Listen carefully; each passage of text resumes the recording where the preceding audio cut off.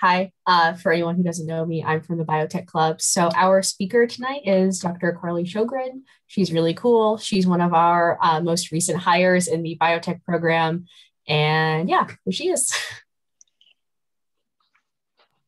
Thank you for the introduction, Sarah. Nice to be here with all of you tonight. I always get surprised when I get called cool because I've been a nerd for so long. It makes me so happy to be amongst people like me who are cool nerds. I have a PowerPoint slide that I'm going to share with y'all right now, and I'm going to pull that up. And admittedly, I put these slides together a little bit last minute. So if there's some mistakes, please forgive me, but I also tried to be as person forward as possible to really share with y'all my journey and who I am, and just share lots of photos of me along the way, which just felt like a good solid dose of fun, which at this point in the semester, I think everybody could use, including myself. Okay, so this is a lot of me, and starting with me in 2007, that is my first research position at my alma mater, UC Riverside. And admittedly, a lot of my background is from one location, and I'm going to talk about that some more. And then I got to branch out a bit. And when I moved to North Carolina, I really gotten to experience a lot of the great education resources out here in this state. And I've also gotten to do some pretty cool and fun collaborative science activities that have gotten me to travel around the world and around this country. And I'm super grateful for everything that my science journey has brought me along the way. So just as like a quick overview on some of these photos to bring a little bit of context, let me pull up a laser pointer. So this is me as an undergraduate researcher at UCR. This is me as a graduate researcher at UCR. And this is me in my postdoc over at UNC Chapel Hill right before I came to this position. And that's clearly a recent photo from COVID times. Here, this is a photo montage from a trip to Germany that I got to go on as part of a collaborative endeavor on an international grant. This was me taking a very silly photo of an autopipetman when I was covering what lysis of cells are for a protocol. And that was my photo cue in to say, lysis to kill. Nonsense joke.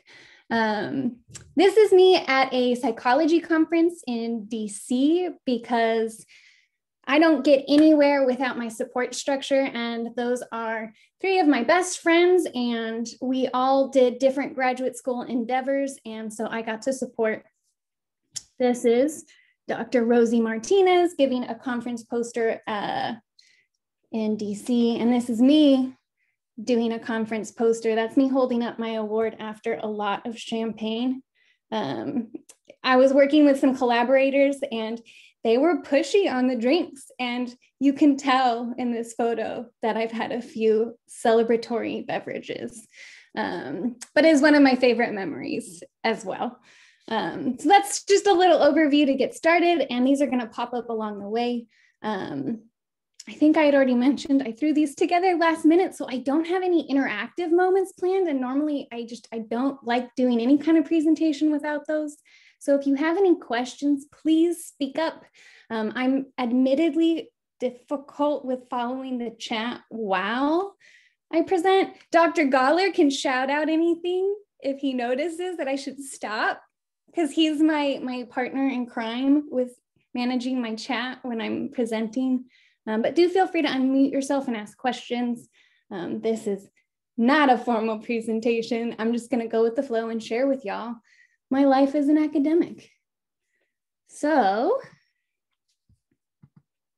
there we go. Here we are. All right, so as in any course in BIT, we're going to have learning outcomes for the presentation.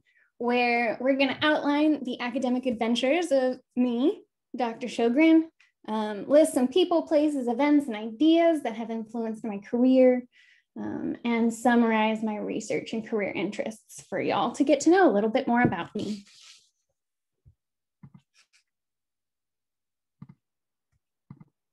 Oh, my PowerPoint cursor doesn't want to behave tonight. So I am a bit of an inbred scientist. So I got both of my bachelor's and PhD at UC Riverside, which is in Southern California. It is about an hour east of LA, to give you an idea of what that is. I grew up there and was raised there, which played a major role in me staying there for both of those degrees. And then I branched out and got a research postdoc at UNC Chapel Hill, where I've been since 2016, until recently in December of 2020, when I have joined NC State and the BIT family, and have been really, really happy to be here. And this has been an amazing, oh my goodness, almost 4 months. And so my major interests really are plant development and stem cell biology, but also professional development and diversification of the STEM workforce. And I do like to think of our own development as individuals as a pathway to differentiation and figuring out what our futures hold for us and what our fated selves, being ourselves, will become, because a lot of that's unknown. And so this is me in Riverside. So that is a photo of me at my high school graduation with my parents. And then a photo of me at my subsequent graduations. And this is all in Riverside. So I grew up 4 miles away from the college I went to, and literally would ride my bike or run to college some days. 8-mile commute is a lot longer when you're running. And there was a 1-mile hill, and it was like a hill.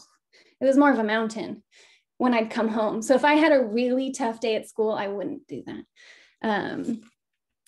But yeah, I spent a lot of time in Riverside, not just growing up as a kid, but as an adult. That is a long time to be in the same place and be really familiar with your surroundings. But also benefited me because I got to explore other areas of my own curiosity. But when you start out as a student, you don't know your fate. So I show all of this, like, here's all my graduation photos, but I didn't know I was going to graduate with my bachelor's when I started college. Just finishing my degree felt like a feat. And sometimes it felt like I wasn't sure if I was going to accomplish it. And I definitely didn't understand what graduate school was when I started as an undergraduate, let alone did I have it set as a goal. So I really want to tell you this story as a journey, how I saw my mindset when I was in these moments and growing. So something that heavily influenced my career path was my very first term in college. I failed my absolute favorite subject, which was calculus. I got a big fat F. And that was really hard. Starting college and failing a class as someone who, graduated high school with above a 4.0 felt like, oh, maybe I don't belong here. Maybe college isn't for me. I see a lot of empathetic head nods, and I love that so much. Thank y'all. It is tough when you hit a setback in college and you're just not sure if you're gonna rise to the occasion. And so I think something for me, as someone who believes in having a growth mindset, is that it's really important that we recognize these side steps as part of our journey and an important thing that motivates us and fuels our trajectories. So in my first year of college, I decided to give it another shot. I actually went backwards I had originally enrolled in like the 9B step, which this is a bunch of jargon for y'all, but it was the second term. I went backwards, took a class that was already fulfilled by my prereqs, and just did really well. And that helped me so much. So I had to go backwards in my coursework in order to go through it. And it was so valuable for me to recognize that, you know, I just needed to approach this differently than other students for me to do well. And I did really well. So that setbacks are more of challenges, and that those challenges are unique to the person experiencing them. And so it is very difficult when you hit a setback to see it as not an dead end, but as just a sidestep, getting you towards something bigger and better that you will end up working towards. And that led me to another core belief of mine, which is it's okay to not know. So it's okay to fail. It's okay to not know where your path is headed, but it's not okay not to try. So not to try to find answers, not to try to figure out what your goals can be. I am a big proponent of trying things. And if you find out they don't work out, then you've learned something about yourself.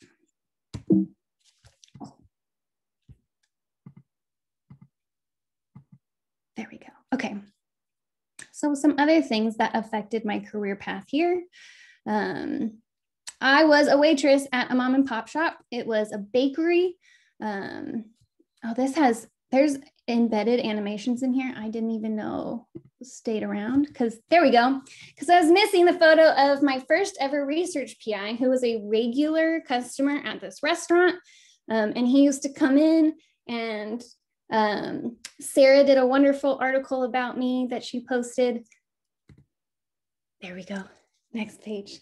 That I talk about this more, so I'm going to skip the details of it. But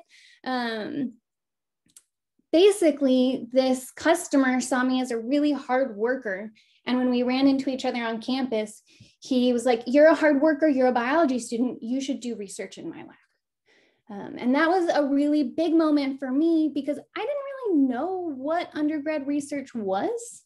And I had someone really pull me along and bring me through this open door that they created for me.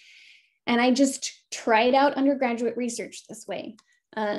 They were studying Drosophila olfaction, which is the sense of smells, and using Drosophila as a model organism for it. And they ended up doing some really cool research where they found that mosquitoes track human hosts by following carbon dioxide trails from us exhaling. And basically, one of the main objectives of the lab was to then find other components that insects like mosquitoes could be tracking or could be repelled by, thinking about using that as a way to combat mosquitoes that transmit malaria or dengue or yellow fever. And so I was genuinely interested in this research, and we were working with these phenotypic mutants, and the genetics behind that research was fascinating.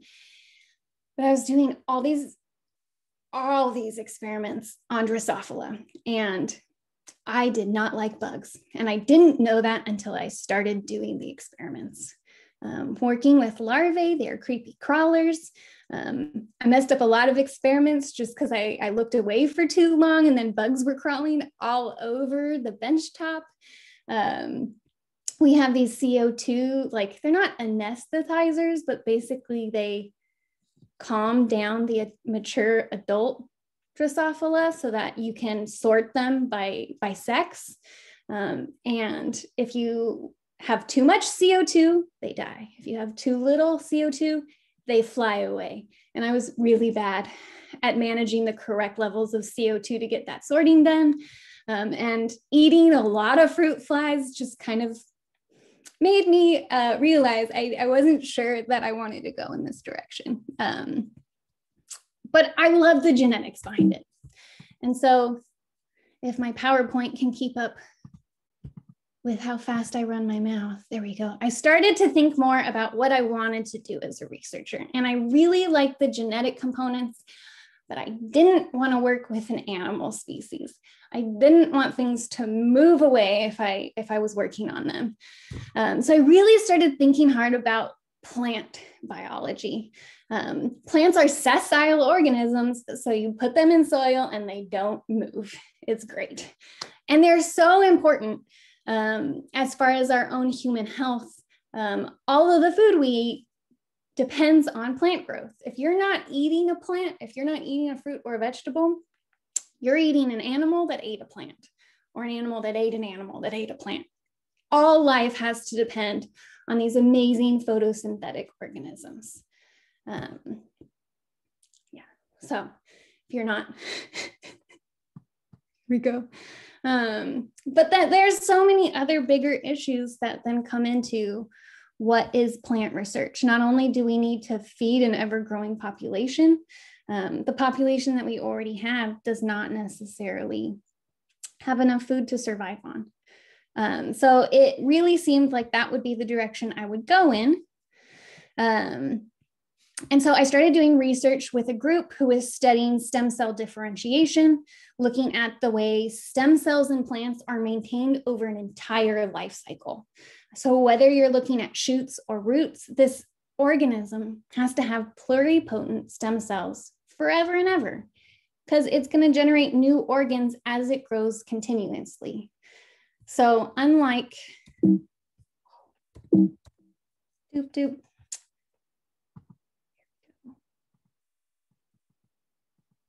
we go. So unlike us humans, when we go through embryogenesis, all of our major organs are generally formed, but plants have to generate these tissue systems and organs throughout their life cycle. And that to me was fascinating. It's the equivalent of us needing to grow, a stomach when we turn 30, or we've got to pop out new ears every fall or spring. We just don't do this as humans. And it's amazing that this organism is capable of maintaining stem cells. So this hit on my humanitarian desires to solve problems that matter to me. So creating more food for a growing population, while also satisfying my academic curiosities and thinking about stem cells and the genetic components that regulate these. So here I've got a photo of some mutants where a few gene changes and you go from having, I think this is the easiest photo to follow, a small tomato to a big tomato. And this is the stem cell region right here of a plant shoot. And here is the mutant, and the stem cell niche is bigger and it's going to produce bigger fruits than its wild type counterpart. And these things are inextricably linked. And it's very cool to study. And I've enjoyed the last 12 years being a plant biologist and doing plant biology research. And so as a graduate student at UC Riverside, I developed this really awesome project where I was studying how root stem cells were basically differentiating out of being stem cells. And that would eventually kill the plant because it couldn't maintain that pool of stem cells. And it was doing all this in exposure to heavy metal, aluminum. And it's a really specific metal toxin that is unique to this planet. No living organism has a biological function for aluminum. Wild. And it was a really fun graduate project and led me to think more about stem cell maintenance. And so in my doctoral research, focusing on how root stem cells were differentiated, I wanted to flip everything up on its head and try something brand new. And so I wanted to think about how shoot stem cells were maintained. So really the exact opposite of what I was doing before. And that is, I'm actually going to skip that because I think, here we go. that is when I moved all the way across the country and moved to UNC Chapel Hill to do research on shoot stem cell genetics. This is literally the path that I took. I Google Maps this today. So it took us 5 days of driving to get across the country. It is a very, very long drive, but Interstate 40 really does go all the way to Southern California. It's a straight shoot. It was easy directions. We didn't have to use our phones to drive here. Like if you're coming from California, you take the 40 all the way over. And if you're coming from North Carolina going to California, you take 40. Difference being I've had to drop all of my articles on freeways being out here. It is a very Californian habit.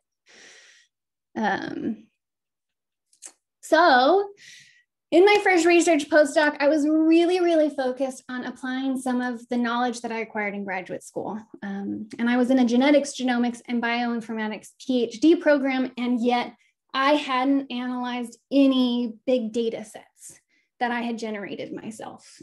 So I was really, really looking forward to getting a research postdoc where all my work was going to be centered around next-gen sequencing and big data and how to learn these really exciting new technologies that seem pivotal for having a future in a science career. And I also started teaching more. So I had taught a lot during graduate school as a TA and also an instructor of record.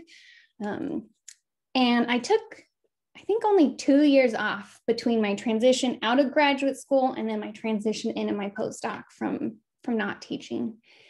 And it was like an itch I needed to scratch. I needed to go transfer this information to new scientists. And so I started teaching at UNC Chapel Hill. Then I started teaching night classes at NC Central because I didn't want teaching to come out of my research schedule.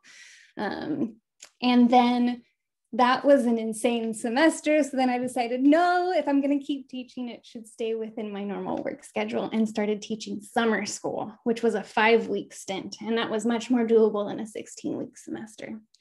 And then COVID hit.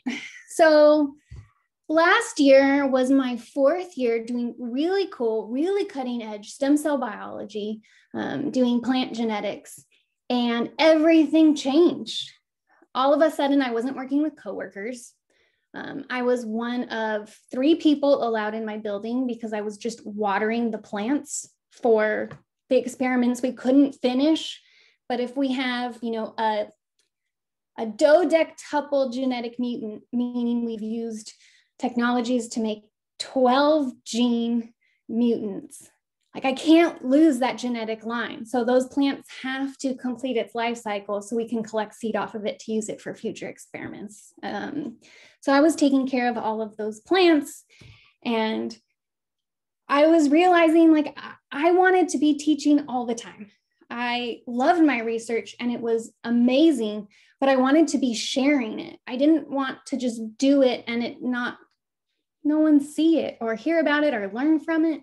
And so I started really thinking about what motivated me. What were my biology values? And what would I want to be doing if COVID hadn't slowed everything down? And the answer was, I wanted to teach more.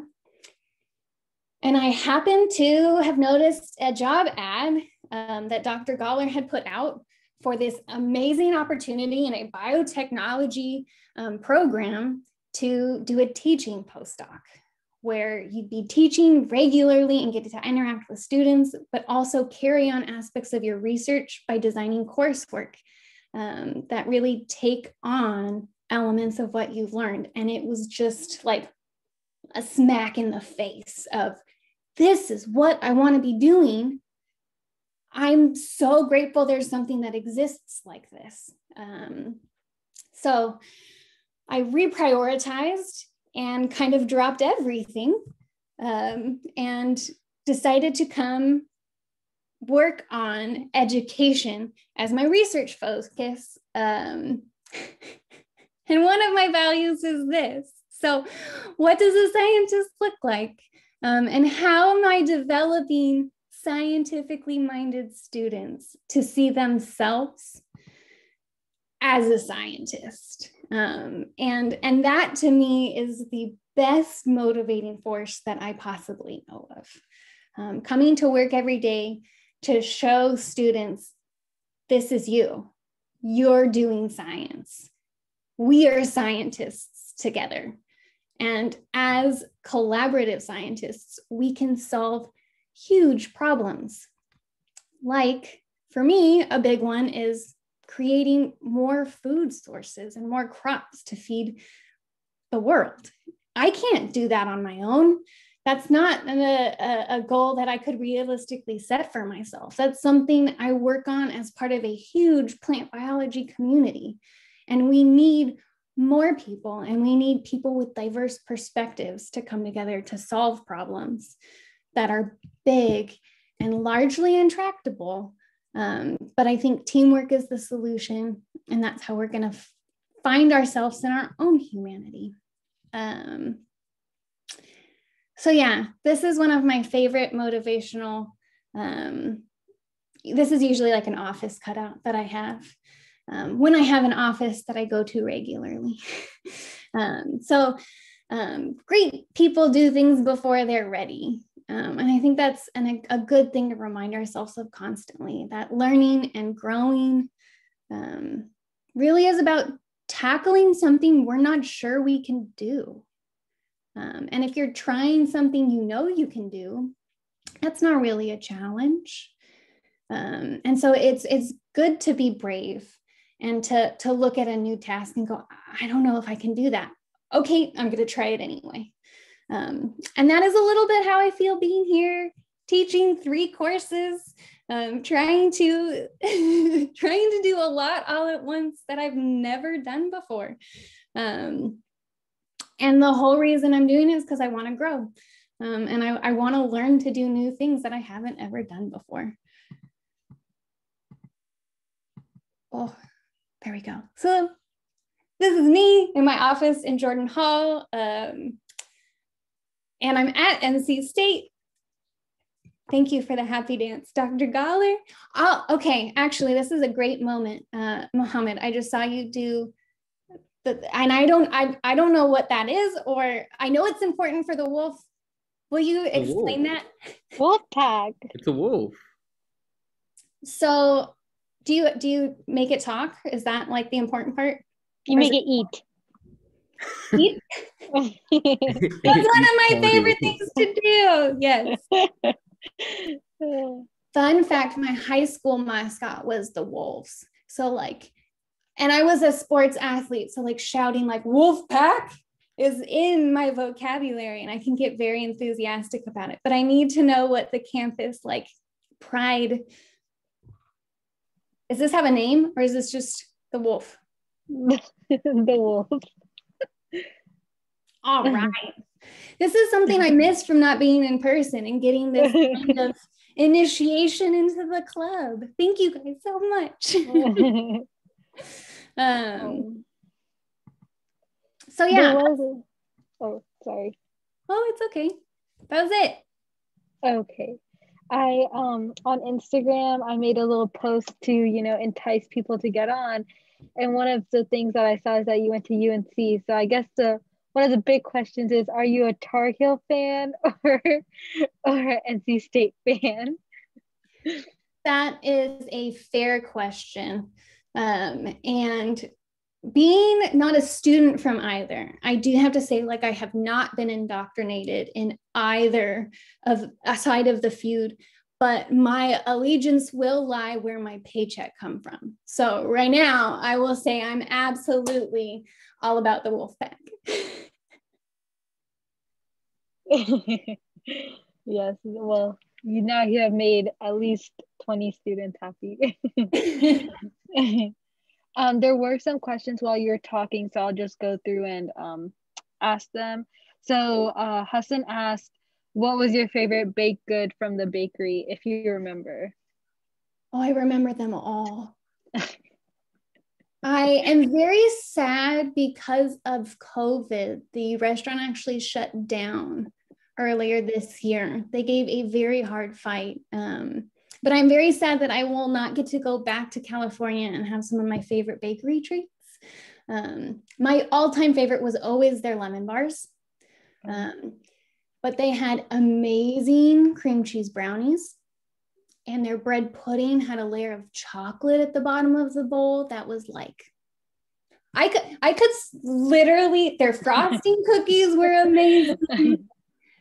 I came up with a dessert at one point that was like an orange cream pie, but it was miniature, and we did it with those tangerine cuties instead of oranges, and we called it a cutie pie. And that was so good. It tasted like a creamsicle. My hometown is very big on oranges. We have a citrus station, and it's where the navel orange was developed. We were orange groves before we were really a city. So oranges are big where I'm from. That's really nice. Yeah, that answered that question. I think also, personally for me, when you showed your grades throughout this, your freshman year, I think a lot of students can relate to that, especially what happened during the pandemic and everything going online. A lot of, students had to pass fail classes or, just didn't do as well as they thought they would because of online learning. And I think it is like, difficult because you're like, it's very unprecedented. So you're like, we don't know how, grad or master's programs will take this. So it's just nice to hear that, we're not the first people to go through this, and everyone kind of goes through that same situation. Absolutely. Like I got a diversity of grades as an undergraduate, and I went to grad school. I got every grade, actually, all of them.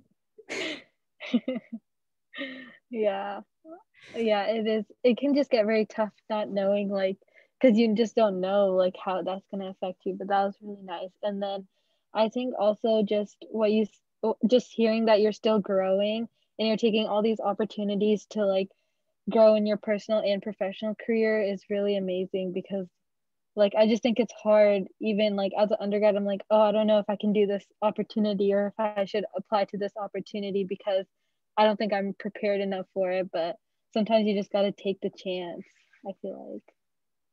Or even use that as the fuel. Maybe I'm not prepared for this. I should try it anyway.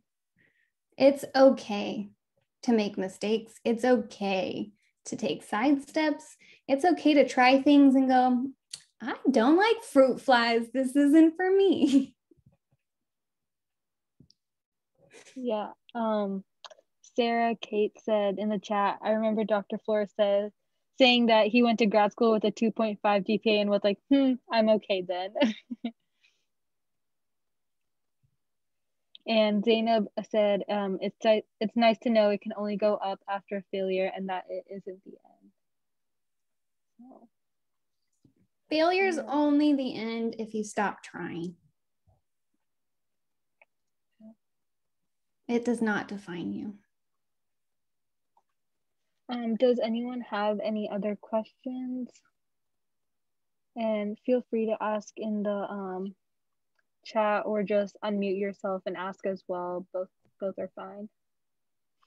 I know you said that in one of your things you're thinking about making a new BIT course. So what type of BIT course would you think about making? Oh, John, thank you for asking that question. I should have had that in my presentation.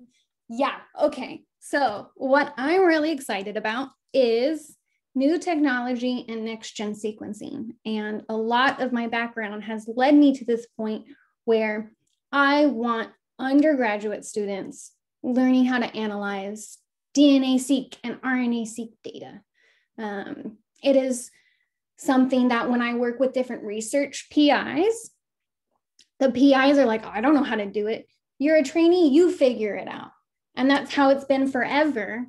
And admittedly, as biologists, we lack this computational skill set.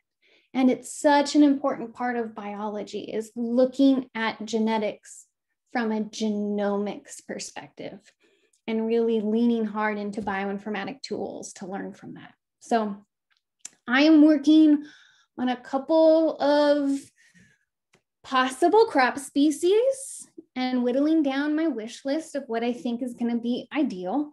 But essentially, I want to use DNA sequencing to map some genotypes of mutant crop species, very likely either lettuce or soybean or corn, and teach undergraduate researchers how to do whole genome resequencing by comparing a sequence data set that they produce themselves to an annotated reference that exists on an online database in order to isolate a genotype and get that done in 8 weeks, which is a really exciting and fun challenge and can absolutely be done. And that is also a huge growth opportunity for me. I learned how to do all this as a postdoc. And I'm going to learn how to teach how to do all this stuff. Dr. Goller is going to help teach me how to teach it. And I'm going to learn because I have no idea. And it's a growth experience for all, right? For instructors, students, plants. Absolutely. So I'm really excited about it. And John, that's just an excellent question. I hope that gives just enough of like a description of what I'm aiming for.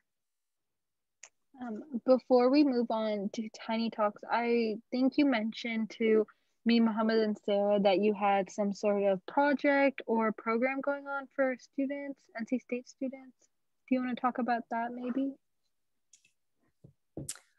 I'm not sure I know what I was alluding to in that context. So right now at NC State, I am teaching some research-based coursework and the Pcr summer program. I think you mentioned like the wellness workshops. Yeah. Oh, I forget what I'm up to. I have too many things going on. I forget what my to-do list looks like. Okay. So besides summer research, Pcr stuff, scavenger hunt. So I am having a hard time this semester. It is hard doing, spring 2021 during COVID times. And I am noticing that my students are having a hard time too. And we have all these wellness days, but they're just turning into work days with less Zoom meetings. So I wanted to come up with something that incorporated biotechnology and wellness. And so I did some research and dug up some good ideas, and I came up with a scavenger hunt. One is biotechnology themed, and one is gratitude themed. And we're going to be launching this through the BIT Club. Thank you so much for helping me. I forgot this was on my to-do list today, which was to send you all the information to disseminate. And this would be such an amazing opportunity to plug it, and I don't have it prepared. But be on the lookout from a Wellness Day scavenger hunt sponsored by the BIT program. It's going to have some really cool prizes, some Amazon gift cards, some biotechnology swag for participating, filling out the scavenger hunt, and being interactive about it by participating on Twitter too. And I'm hoping that will bring a little bit of joy and a little bit of distraction into our lives that I think we all could desperately use a little bit of. Bad joke. Good joke, bad joke. Well, we will be sure to send that out through STEM Journal Club, Pre-Med Club, Pre-Health Club, and the Biotechnology Program, and any other clubs that our members are a part of. Honestly, we'll just get it out there. Thank you so much. And yeah, if y'all have any other questions, you can email me. I've got my email up for that reason. Thank you so much for inviting me here. Yes, it was really nice having you, and you're welcome to stay for the next 20 minutes if you can. Some members are just going to do tiny talks, which are basically 5-minute mini presentations about a biotechnology subject. So if you'd like to stay, you're more than welcome to. Oh, I will be staying. Thank you so much. All right. Just before we get started, it's Zainab's birthday today. So happy birthday, Zainab. And I hope you're having a great one. Thanks for celebrating with us. Thanks, Sophia. Thank you. Glad to be here. Yeah, you look amazing. So we're STEM Journal Club, and basically for anyone who doesn't know or is from the biotechnology side, we basically try to help students with research process, like learning the research process, or making small presentations before they get involved with like bigger research at NC State. And we also have really cool guest speakers who come and talk about very aspects of research. We've had Dr. Nakaste, and we've had Carlos Scholar. We've had everyone you can think of from very different fields. And so if you want to join, make sure to check out or get involved. And so, and then we have Sarah Kate from the biotechnology side, if you want to explain your club. Yeah, so the Biotechnology Club is essentially what it sounds like. It's a club focusing around everyone's shared love of biotechnology. It's a place for everyone to come and learn about it. So, we have a lot of different majors. You don't even have to be a STEM major to join, because it's really just about everyone getting together and being really nerdy about biotech. And also we try to provide more kind of professional development type things, where maybe you get to learn about a field or like grad school, something like that. So yeah, that's us. All right, I think we should get started with the mini presentations. Does anyone want to volunteer to go first? I don't mind going first. All right, go for it. All right, one sec. Am I allowed to share my screen? I don't know if I'm co-host or not. Yeah, I think I made you a co-host, so you should be able to. All right. I will share my screen now. Are you guys able to see this? Yeah, we can. All right, so can I get started? Yes. All right, so for those of you that don't know me, my name is Haris Azim. I'm a sophomore at NC State, majoring in human biology. And the biotech topic that I wanted to talk to you guys about today is bacteriophage therapy. So this is a therapy that I'm learning about in my microbiology class, and I'm composing a literature review based on the research in this field. So bacteriophage therapy involves the use of bacteriophages. So bacteriophages are viruses that infect bacterial cells. So there's two types of bacteriophages. There's lysogenic bacteriophages, which infect bacterial cells and then replicate within them. And there's lytic bacteriophages. So these lytic bacteriophages are the ones that are mostly studied for bacteriophage therapy, because not only do they replicate within a bacterial host, they also kill the bacteria that they infect after they're done replicating. So that's why they're used for bacteriophage therapy. So the reason that this therapy exists is because there's been an unregulated use of antibiotics in the world. So that unregulated use has allowed bacteria to evolve and develop and produce resistance to these antibiotics. So therapies are being explored to alleviate this. So one of the main advantages of this therapy is that it can be used in humans without fear of infection. Since these bacteriophages only infect bacterial cells, if you undergo this therapy, you won't be infected by it. Other advantages include a low manufacturing cost, abundance in the environment. So bacteriophages are present everywhere where bacteria are present in the environment. And as you know, bacteria are present everywhere.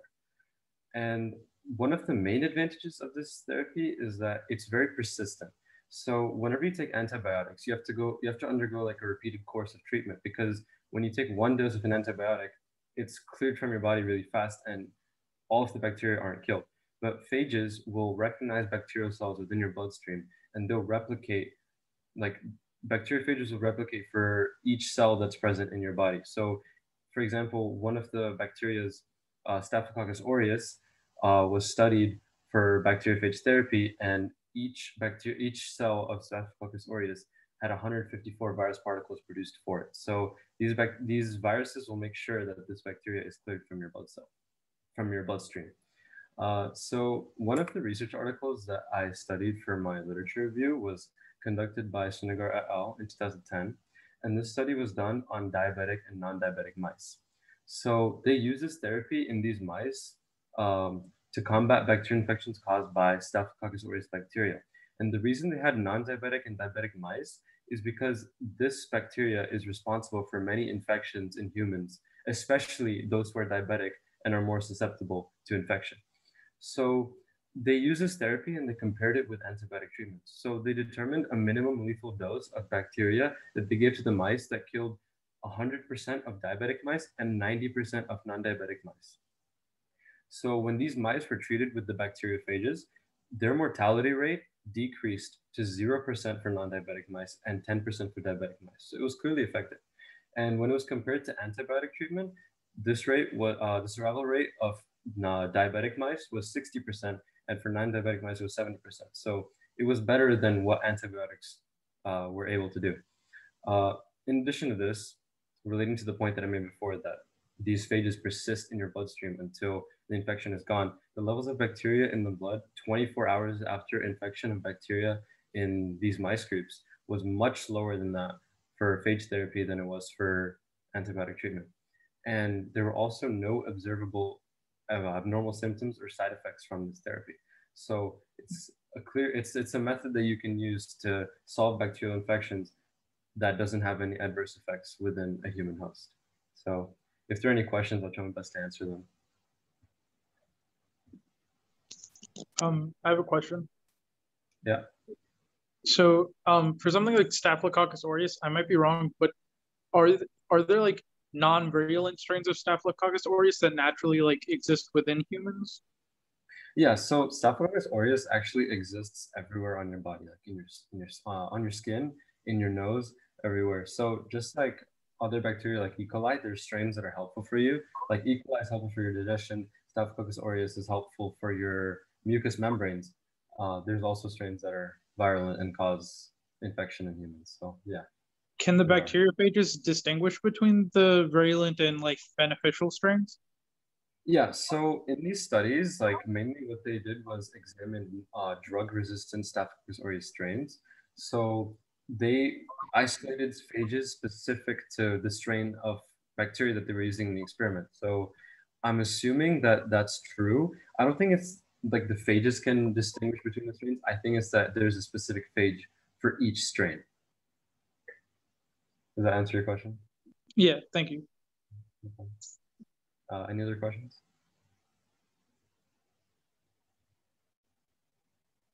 Well, thank you for having me.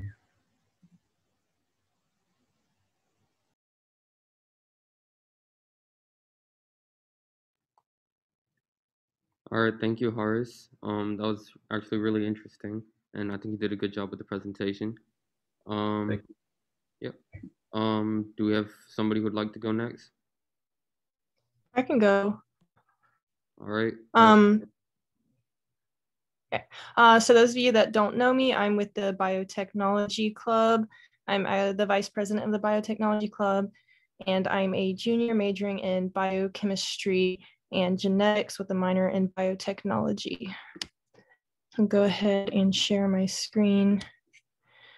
So I wanted to talk to you guys about ShapeMap, not because I think it's this crazy new biotechnology that you're all going to use at some point in your life, but because it's actually kind of specific to one area of study.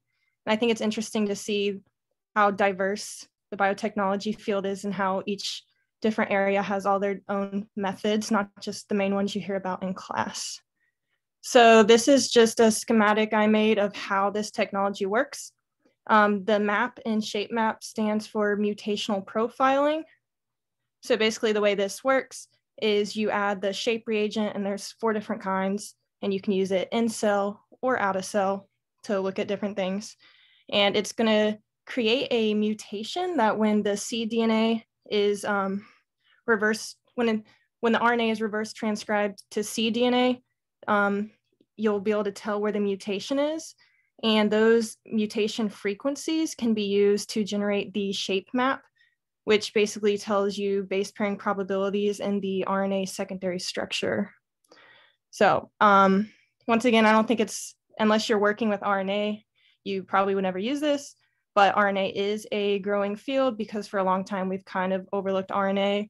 We look at DNA or proteins and we never really thought to stop and think about what's going on there in the middle, but we're starting to see that actually it's more important than we thought, and they have a lot to do with regulation of transcription or translation.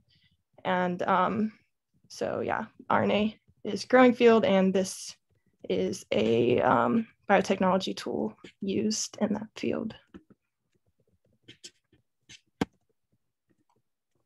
Thank you, Helena. Do we have any questions for her?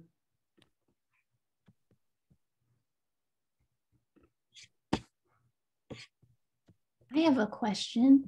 Sure. So what got you interested in this topic? Actually, Mohammed and I did the BIT summer research last summer with RNA biologists. So we did sure with Dr. Sengupta, and this is what we did with him. I could have guessed. That's so awesome. If you wanted to develop like a graduate project or an undergraduate research project using this technology, what would you want to do with it? That's okay. That's a lot to think about. That might not be like a 1-minute response question. I might email you and follow up because that's so cool. Yeah, there's so I mean, you could any pathway you're looking at, any protein you want to study, you could stop and look at the RNA as an intermediate step to see the regulation going on there. So you could really use it for anything. That's super cool. Thank you for sharing. All right, thank you, Helena. Let's move to our next presentation. Who would like to go next? I can go next. What just happened? Who was Rock, it? paper, scissors. No, I'm just... I guess I'll go. All right, cool. So Raymond can go, and then John can go after that. All right? Okay.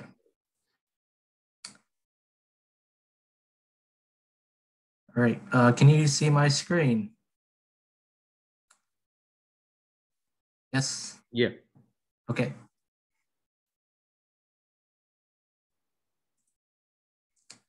Okay, so hi everyone. I'm with the Biotech Club. My name is Raymond, and I'm a senior majoring in microbiology, and I'm also doing the BIT minor.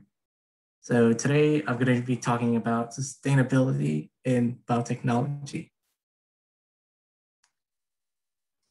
All right, so you've heard about sustainability, you've heard this word before, and some things that may come to your mind are recycling, saving forests, composting, bioremediation, and if you've worked in a lab for a while, pipette tips. However, these are just broad views of sustainability. It's a much greater picture. So you can classify sustainability into 3 different parts. Sustainability that affects people, the planet, as well as profit.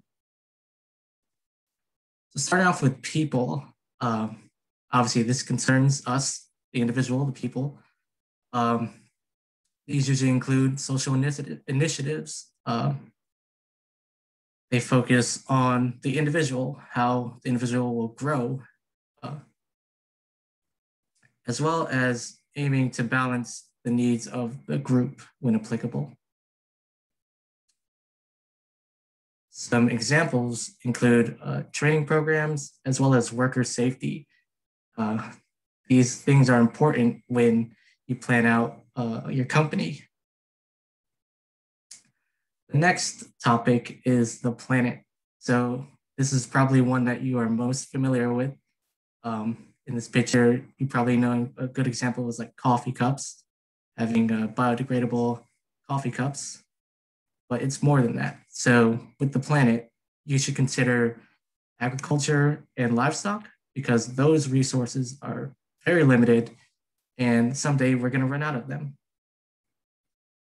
You can also consider raw materials that are used in everyday life, like degradable plastics or certain polymers. When you think about sustainability for the planet, you want to reduce the environmental impact that you have on the planet. Now for profit, third pillar of sustainability. So with profit, the aim is to promote efficient use of resources that are already available to generate a long-term profit. This profit is not only with the economy, but it could also be with social capital or other resources that are of interest to a company. Now, for some applications of sustainability, you've probably heard of genetic engineering. It's a very, I guess, modern tool that we could use. And what genetic engineering does is it exploits biological systems to produce certain products that can be useful in sustainability practices. So a couple of organisms that you've probably heard of that are used in genetic engineering are E. coli, as well as Saccharomyces cerevisiae. And these are very popular because they're highly manipulatable. With genetic engineering in these biological systems, we can target pharmaceuticals. We can reduce the footprint that current methods of producing pharmaceuticals use and reduce the strain on the planet. We could also develop alternate food sources, because one day we're going to run out and we need some form of food to sustain our populations and thrive. Another thing is biofuel production, because if you haven't heard, gasoline and natural oils are running out. So we have to find a new source of biofuels. And just food for thought, if you're interested in looking at more sustainability goals, United Nations has a list of 17 goals that they are aiming to solve, including hunger, gender equality, poverty, and climate action. And that's the end of this presentation. Thank you. Thank you, Raymond. I think we can all agree that sustainability is something important that needs to be addressed. Do you have any questions for him? How do you suggest like striking a good balance between the three pillars of sustainability? That's a very complex question. It's not like a 1 minute answer. It's more like hours of research to solve that answer, because there's just so many factors. Like you have the social aspect, and then the economic aspect, and then you have things like ethics that you have to consider as well. I have a question. Sure. My name's Frank. I'm a senior genetics major. Have you given any thought to sustainability vis-a-vis human population, or a lot of human population, and how we balance maybe a overabundance of people on the planet with using our science and what we learn to try to feed and take care of even more people on the planet? If I understand your question, you are asking about the human populations and how we can integrate sustainability around it? Yeah, pretty much. Yeah, that's a very challenging concept to think about, because the population's only going to increase, and there's always going to be an increasing need for resources for this growing population. So if we can find methods to produce our needs in a much more efficient way, then that could solve the problem of the population increasing.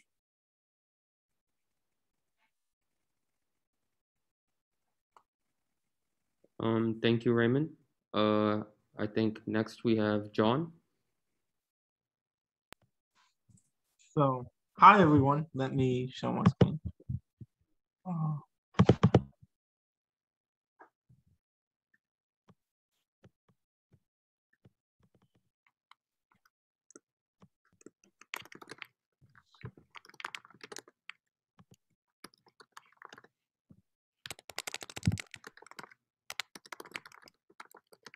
So, wait, no, don't escape from that. Anyway, so hi, my name is John Blair.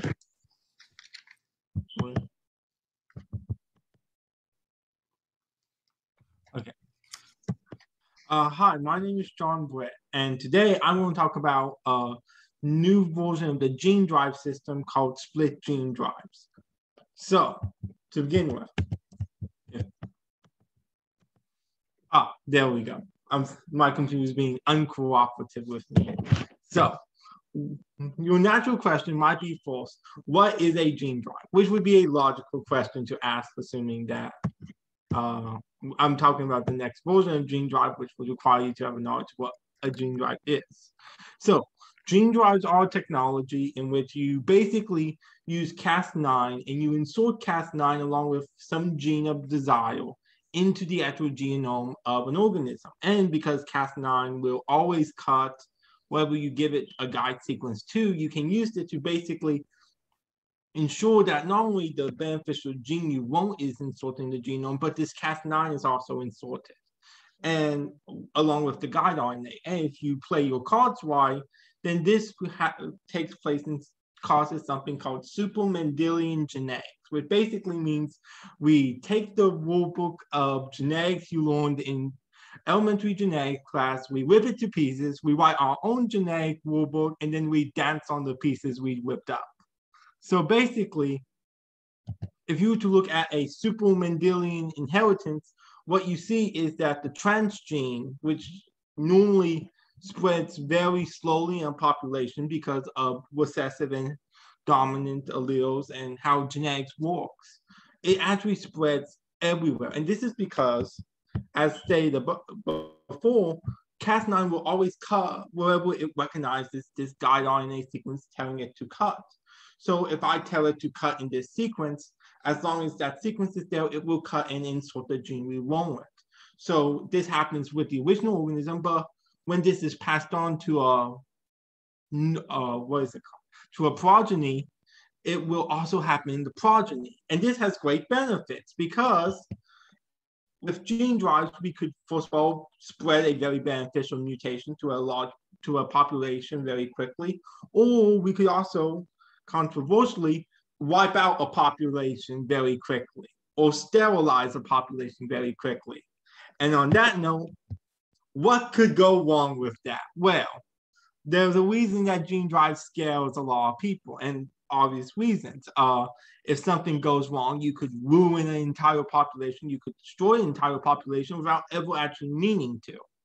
And gene drives often think about wiping out things, or at least changing things like pests like mosquitoes and foreign mice populations, but then you have the problem of containment, which is to say it is hard to contain anything outside of a laboratory setting. So we came up with the idea of split drives. Now, split drives basically answer the question is, how do we limit the spread of this technology? And we limit it by putting the Cas9 gene and the gene that we actually want to insert into the organism, the beneficial trait, into two different chromosomes. And why do we do this? Well, we do this because when we insert Cas9 into where we want to put it into, we put it into an area that has a, what's it called? Fitness disadvantage. A fitness disadvantage so that the Cas9 is actually slowly eliminated from the population, because the guide RNA sequences, which are in the split gene drive portion of this, guide RNA don't really do anything if there's no Cas9 to tell it what to do. Well, Cas9 will, given enough time, do something with our guide RNA because proteins can do real things. So basically, we make it where Cas9 has a inherited disadvantage compared to those who don't have Cas9.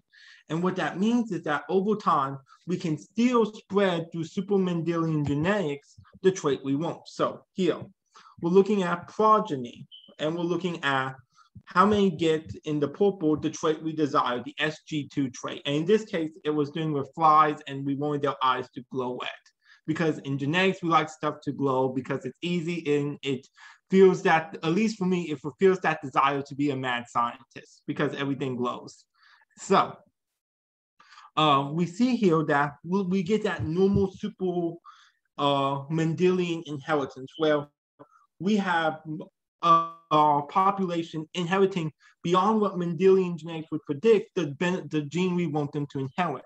But what we also see is the complete elimination of the Cas9 molecule because it's on a different gene, and ergo, it can be eliminated without actually affecting the gene we want to be in the population.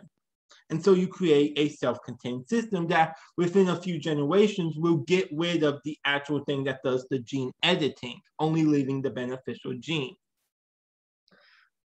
So this is the new split gene system. It's currently being experimented with. There's great advantages to it.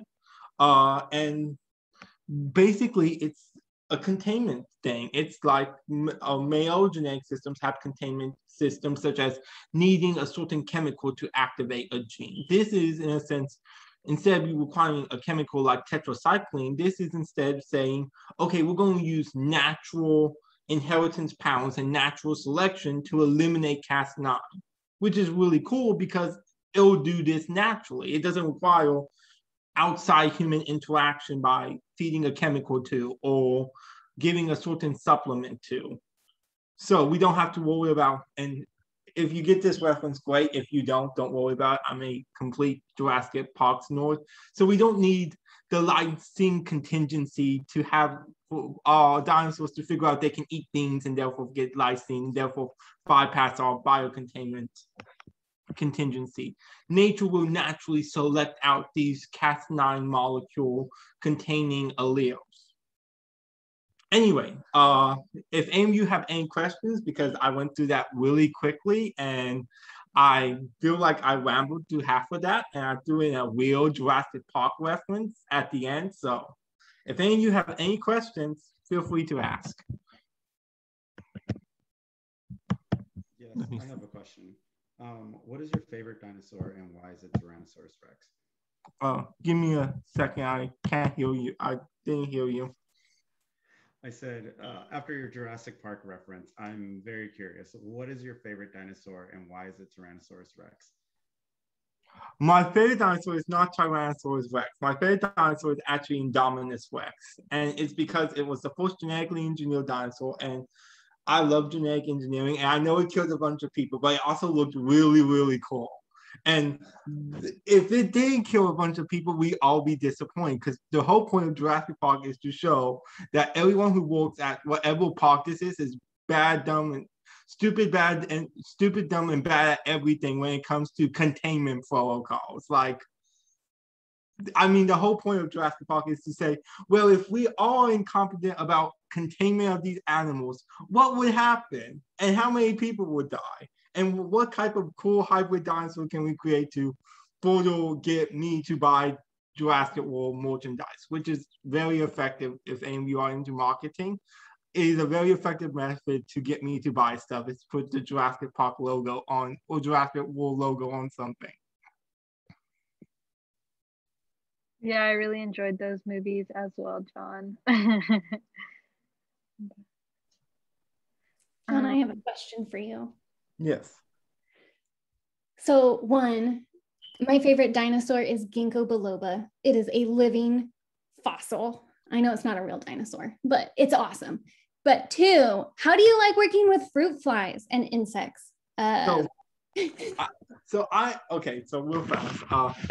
I love insects. I actually, before I knew genetics existed, I wanted to be an entomologist. And then I found out genetic engineering existed. And I decided I wanted to be an entomologist that engineered his own insects. So take that from what you will, but I enjoy working with flies and maggots. I personally work with transgenic fly therapy, or basically genetically engineering maggots to be better at healing people. And that's what I just really enjoy working with insects. I know they're creepy crawly. I know that. I mean, my mom is freaked. I understand people can get freaked out easily. I'm not allowed to talk about my research before, after we eat a meal, because I very painful sex a lot. To make a really simple answer really long and rambly. I feel like I have to ask, what do you mean by making maggots better at healing people? So, okay. I'm so glad you asked that, and you may regret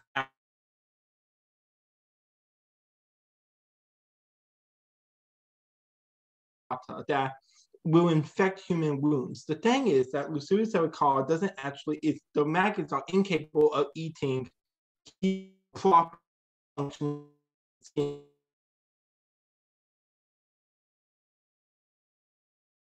It was because basically a surgeon went out of bandage. So a quick historical side note, because my brother's a historian, and if I didn't do this, his spirit would haunt me. In the Civil War, it was expected that both sides, because of gentlemanly conduct and stuff like that, would treat soldiers of both sides of the conflict. This is not a universal thing that happens. This is just, but this was an expectation. And so there was a surgeon who had basically run out bandages and could only treat the soldiers on his side of the war. And of course, that's what he did. He noticed that the soldiers that he had to leave out, who he couldn't bandage, actually healed faster, and it was because their wounds got infected with maggots, and the maggots actually ate the dead flesh and prevented infections. And maggots also do these other kind of cool and weird things where they release chemicals that stimulate cell migration to the wound to heal it. It's really cool. It's also kind of complicated, but maggots are really fascinating to me. And I think they're adorable. I'm the only person in the world who thinks that, but no. And so Dr. Scott's lab, you can look this up. I actually really recommend you look it up because it's really cool. But Dr. Scott's lab in 2015 released a paper basically saying what would happen if we put the human growth factor into a maggot. Could it produce it? And if we continue with this research, is it possible to make maggots that are better at healing people? Because maggot therapy is actually an approved therapy by the US government and by many world governments. And so the idea was to basically engineer better maggots at healing. And we found out, you can put a transgene into a maggot, it will express it. My research was basically trying to find a promoter to attach that transgene to, because the way they did it before was basically a tested concept. So they used a really strong promoter that expressed the gene everywhere in the maggot, and that causes major fitness loss. And these maggots die before they can reproduce.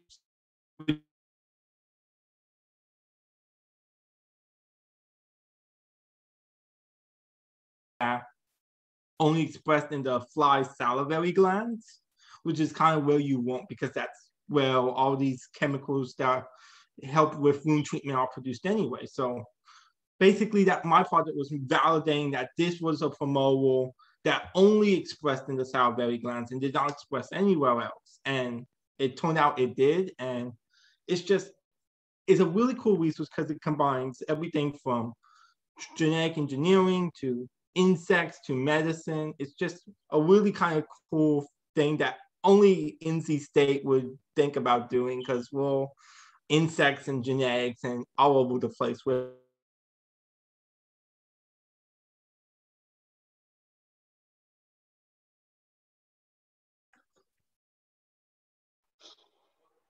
I think we can now move on to our last presentation. So Osvaldo, if you want to start sharing feel free to go ahead. Yes.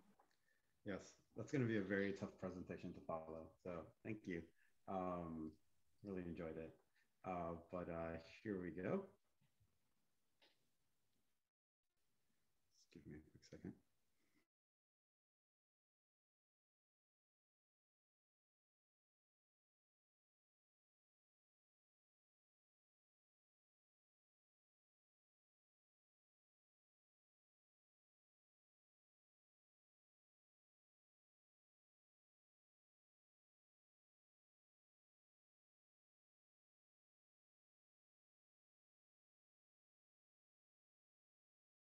Thank you. Okay, well, my name is Amilcar Rodriguez, and basically, I'm the president of SACNAS, or the Society for the Advancement of Chicanos, Hispanics, and Native Americans in STEM. So I have decided today to present to you RNAi, or gene silencing techniques. And right here, we have a petunia, and this is going to be really important later on, but this is sort of like the cornerstone model organism that has given rise to basically a relatively new RNA or gene modifying technique, which is RNAi. So what are we going to cover? Well, the key concepts that we're going to go over today is what is genome editing, the history of RNAi, a brief review of RNAi pathways, use in drug therapies and research, RNAi or CRISPR, and the future. How can you learn to use RNAi? We'll be briefly touching on the pathways, and by briefly, I mean just giving us a brief overview of how the RNAi pathways work in a broad consensus of different types of organisms. And then in terms of the future and use of therapies and research, we're going to look into just key concepts in terms of bioethics that other presentations have looked at already today, and how that may affect the advancement of the use of things like CRISPR and RNAi. Also, I'd like to point out that much of the information that I'm getting today, including some of the images, come from Joanna Miller's PhD, or Dr. Joanna Miller's textbook, RNAi Interference in Model Organisms. If you are a biotech minor, I would definitely recommend looking into the RNAi class, where we use this textbook very heavily. It is a wonderful class, and you'll walk away with a lot of really great new tools to use at your disposal. So what is genome editing? Well, genome editing is pretty much any number of techniques that you can use to, in combination with one another or separately, to modify any genetic structure. So the genetic structures that we can look at could be like plasmids that you want to modify so that you can have it expressed inside another model organism, such as bacteria or yeast. But it can also be the core genome structure of an organism. I've gone ahead and put a couple of examples here in terms to know. So we'll start with the terms to know pretty quickly. Plasmids, just like I talked about, circular DNA that can be modified, usually seen in organisms like bacteria, for example. Transgenes are just another way of saying foreign DNA. Recombinant is just a word that we're going to be using when we're referring to DNA that has been changed around, or genes that have been modified a little bit. So we refer to those as recombinants. Knockdown versus knockout is two different types of silencing techniques. So one permanently silences the knockout, whereas knockdown temporarily or doesn't completely silence the gene. Efficacy is just referring to how efficient is this technique. Does it completely silence it, or just several percentages? And bioethics. So all these terms are really important to know when you're talking about genome editing. But there's also other techniques to understand too. Pcr cloning is really, really interesting. At some point, you will learn to work with Pcr cloning, which just basically takes things like plasmids and replicates that plasmid or a target DNA or gene sequence. Digestion removes certain elements from a gene sequence, and then assembly takes the advantage of empty spaces within a gene sequence and assembles a new target gene within those gene sequences. And primers are basically just small little snippets of complementary gene sequences that are used to kind of help PCR, digestion, and assembly determine where they're supposed to go and do their jobs. And then you have the prize here, CRISPR and RNAi, which are two different types of genome sequence or genome editing techniques, amongst others, that are heavily used today and relatively young, allowing us to take advantage of knockdown and knockout techniques. And so I included three little pictures here too. One is from Chalfie and Associates. This is probably one of the earliest uses of the green fluorescent protein expressed inside eukaryotic models. And essentially Chalfie was sitting in one of his colleagues' seminars and was learning about the green fluorescent protein and how they were trying to clone it and sequence it. And he immediately went like, wait, what if I could take that isolated gene and insert it in front of a promoter and basically have it expressed with any protein that I desire? And I just drew a little quick diagram of what that would look like. For example, if you have NC State here, so you express proteins for NC State and you express proteins for UNC. Well, with Pcr cloning, we could probably amplify that a little bit, or we can use digestion to cut that gene out. We'll say that we'll use primers to identify the UNC gene, we'll cut that out. It's no longer there, and then we use an assembly to put in the green fluorescent protein. And so now everything that contains this plasmid will now be NC State fans, but they'll also be green. They'll grow green. So, and then we have tobacco plants, and another model organisms are zebrafish, just one of several of the many model organisms that I used in genome editing experiments. So what is RNAi? Well, first of all, RNAi is yet another number of series of gene silencing pathways. And by gene silencing, what I'm referring to is basically taking the gene and keeping it from expressing proteins. And RNA silencing is conserved across many different types of organisms in different iterations or variations. And that goes to show right here, different types of RNA silencing pathways. We have siRNA, microRNA, and pWe-RNA. And even within pWe-RNA, for example, we're finding more different types of mechanisms that can be exploited or are relevant to one species, but maybe not found in another species of animals. But most commonly used right now is the siRNA. Note that RNAi refers to the use of any one of these pathways in a therapeutic setting. And then you have targets of RNAi, or what does siRNA or any of these RNAis do? Pretty much they're targeting RNA. So they limit protein expression by diminishing the functionality of mRNA. And it can either regulate endogenous RNA expression, but also is found in regulating viral double-stranded RNA. And one of the great things about RNAi is that it has temporary effects. So you can use RNAi in a knockdown effect, which is temporary or not entirely minimizing the expression of that gene, as opposed to knockout, which makes it kind of useful. Kind of useful, very useful. So the history of RNAi.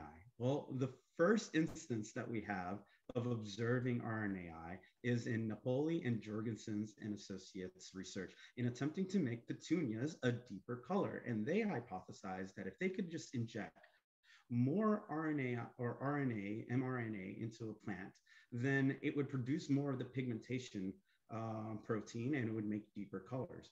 But instead, what they saw was a loss of pigmentation. And at the time, in 1986, they didn't necessarily have an explanation for why this was happening. They just knew that something was occurring, causing the silencing of the pigmentation genes. And so a lot of research goes on afterwards. And in 1996, we see a very similar issue with quelling or silencing of certain pathways in fungi and by Cogoni and his associates. And then finally, in 1998, Fire, Mello, and Associates determined that double-stranded RNAs were resulting in the silencing effect of key expression in C. elegans, and they termed that process RNAi interference. And for being able to prove and manipulate or exploit the RNA pathway, they won the Nobel Prize. So later on in 2002 and 2004, RNAi was found to work in mammals as well under certain conditions though. It's not 100% effective, but it's sufficient to be used in RNA therapies. And in 2004, the first human clinical trials involving the use of RNAi drugs began. So again, I want to go through this very quickly because I know we have a few more minutes left in this presentation. But if anyone wants a copy of this, they're more than welcome to have it. So RNAi pathways are really, really awesome. And I like to use this reference over here, basically of the bouncer and two dudes trying to get into the nightclub. If you've ever seen Night at the Roxbury, this is a sort of reference to that film. And basically what happens is double-stranded RNA, so antisense and sense RNA, they're introduced into the cell through viruses, and a variety of proteins recognize the double-stranded RNA. And what happens is Dicer cleaves this long double-stranded RNA into small segments that we refer to as siRNA that have a 3' overhang, which is really funny here because Will Ferrell is much taller than Chris Kattan.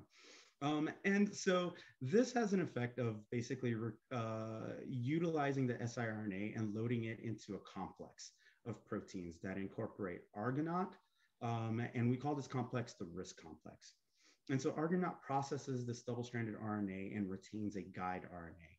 And then the RISC complex goes and looks for all other mRNAs that have a 100% complementary to the guide RNA, and it cuts them. And when you cut mRNA, you allow it to be degraded. And this is how the gene is silenced. RBRP also comes in and amplifies the segments of the guide RNA into longer strands of double-stranded RNA so that you have a systemic silencing of the RNA. And so this is really useful because before it was pretty much used, it was seen as sort of like a defense mechanism in some organisms. But what we found is that it can really recognize any long double-stranded RNA, even if that long double-stranded RNA is targeting an endogenous gene. And then we have other models such as the microRNA. MicroRNAs you typically see regulating endogenous gene expression through the use of precursor miRNAs and a variety of other different proteins. And this doesn't have to have 100% complementary base to, or complementary pairing to the target mRNA. And so this allows, in many animals, such as humans, for example, to regulate the expression of many genes from just one precursor mRNAi or miRNA. And then the P body is a really distinct protein involved in this pathway because it just simply helps to repress the expression of that gene by binding to mRNA, and it can be released later once the gene is actually needed. There are others, such as repeat-associated siRNAs and Kiwi interacting RNAs. The last two that we talked about are post-transcriptional gene silencing techniques, but this here is a transcriptional gene silencing technique. It's still being heavily researched. There's a lot of new information constantly coming out about this, but essentially what it does is it helps to methylate certain sections of DNA to prevent its translation. Most popular use, though, is the siRNA treatments because siRNA has 100% complementary base, so it can pretty much be very specific in its targeting. And so how do we use these type of drugs? Well, germline and somatic therapies. Most of the therapies we're seeing right now are somatic therapies, which means we're modifying a specific gene either temporarily or just in that individual person and not intending for that to be translated to their offspring. And so this is great for treating a variety of different cancers, ocular diseases, and genetic disorders, just to name a few. However, germline therapies are possible, but they raise a lot of significant questions about their ethics and use cases. For example, do you make the superhuman, or how do you use this in a responsible way where everyone has access to this type of germline therapy? And then how do you keep this type of therapy out of the hands of bad actors? An example of a drug that's really easy to research right now is Cylanthesis. A lot of companies like to utilize ocular diseases to really enter the market for pharmaceuticals because it's easy to deliver medicines and therapeutics in there. And so Cylanthesis used RNAi to treat dry eye disease without risking complete loss of nociceptors, which become damaged when dry eye disease manifests within the patient. But there's a lot of limitations to RNAis right now, especially in humans. There can be off-target effects of variability in effectiveness and then issues with delivery mechanisms, and like we said, the ethics. But the variability in effectiveness is probably the most important thing that needs to be overcome, because you can in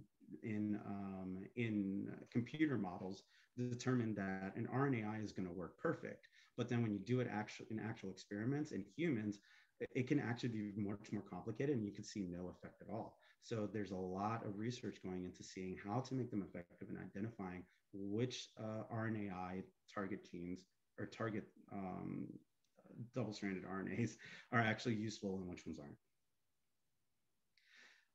And so I'll just quickly go through this page here. In research, they're extremely useful because unlike CRISPR, you don't get a complete knockout of the gene, and you're less likely to kill the organism as a result.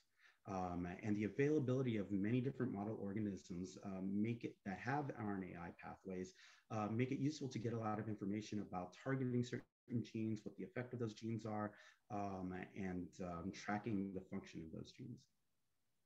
So how to learn about RNAi techniques? Well, first of all, the Biotech Minor, I know a lot of us presenters are part of it. And if you're not a part of it, definitely take a look into the Biotech Minor. You can also join a lab at NC State or even look at a summer research position with the NIH. I'd really recommend that one too. And then read about the market size growth of RNAi therapeutics and other therapeutics that you may be interested in participating in. Pick a research paper. I like to do one a week. And read about that, read about the protocols that they used and what the effects were. But also don't forget that along with the science, we have a responsibility in understanding what the humanitarian effects of our research is going to be. I really love this book, Dune. Dune is another science fiction book, just like Jurassic Park, that looks into the consequences of genetically modifying humans. And it's a very space futuristic look into that. But it raises a lot of really interesting humanitarian questions about how we use certain technologies and what we do with them, and how we incorporate that into our government policies. So I would really recommend a book like that. And that is it. Thank you so much for your time and letting me give this presentation. And I'll take any questions you may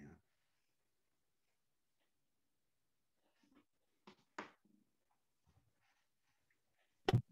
I have one question. Have you ever considered getting this to like the teacher who teaches RNAi interference for the BIT program? Because this is like a presentation that I expect to see like in a class or something. This is a really good presentation. Full disclosure, I took the RNAi BIT class with Dr. Saruji. So she definitely very, very much was on my mind when I made this presentation. And then, like I said, the textbook, she makes good use of this textbook that I referenced. It's not expensive to get either. If you would like to get your hands on this textbook, I would definitely recommend doing so. Yes, I am I will be at the School of Comparative Biomedical Sciences next year as a PhD student. And my #1 focus really is going to be in getting myself involved in genome editing and a variety of other stuff. So I'm very excited and I have a lot of passion for it. So I hope that showed through the presentation. Thank you. Any other questions?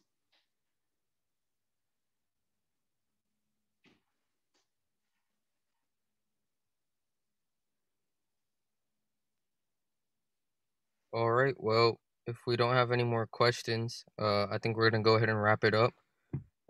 Thank you for an amazing and very in-depth, but very good presentation. Thank you to the other presenters. And thank you, Dr. Sjogren, for coming and introducing yourself and giving us a lot of useful information.